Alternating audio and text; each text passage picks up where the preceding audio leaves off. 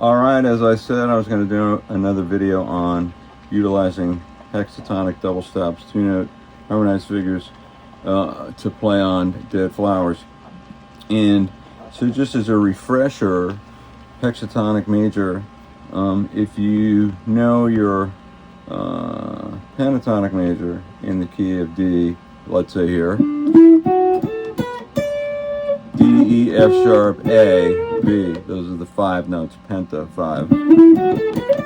Hexa, 6, is going to add the 4th of G, D, E, F sharp, G, A, B. So it's like a major scale, but without a 7th.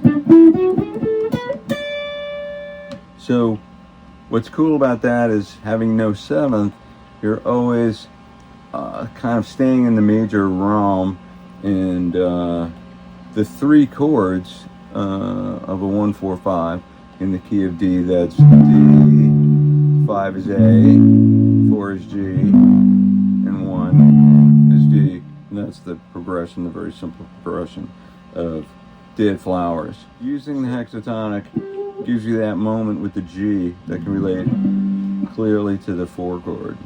But another part of it is that, you know, if you really want to relate to the chords, you should use hexatonic for each of the chords. So if we do that, we had D major hexatonic, D, E, F sharp, G, A, B, and then we have A major hexatonic. It's going to be A, B, C sharp, D, E, F sharp, G major hexatonic, G, A, B, C, D, E, and then back to D major hexatonic.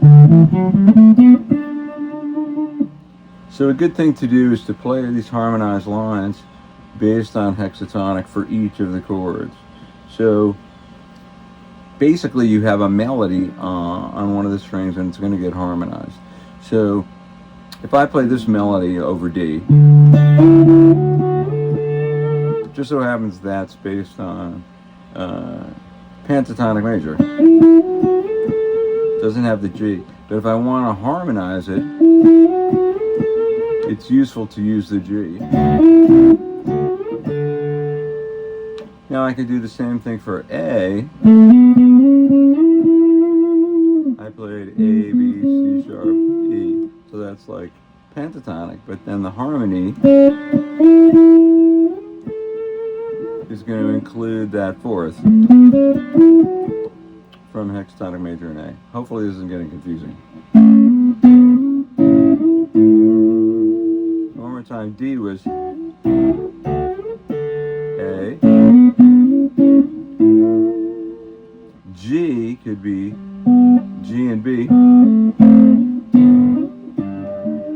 So our melody was G, A, B, D, and then harmony is B, C, E, G. And I could resolve back to D by going something like that. So if I play it over the track, it would sound like that. Here we go. I'll just give you some examples.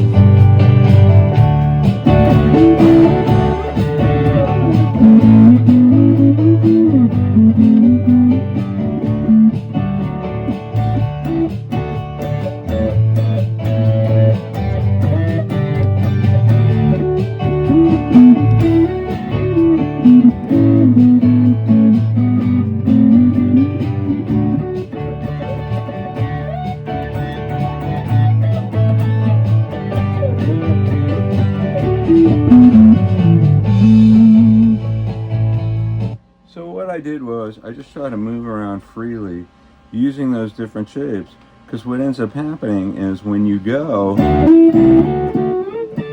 you went from thirds, or we can use that one too.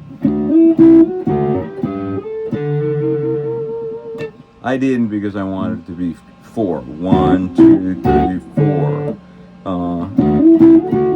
So you know, if you change your rhythm, you can fit it into the beat. So these are all thirds, but then fourths.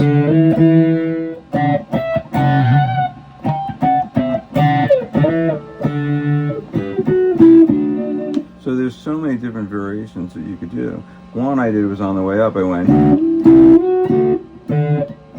so this was D, then A, I did the same thing. And then I came down, it's G, and then just to mix it up a little bit, that's D again. And that G to F sharp is a way to resolve. So experiment with them all over the neck.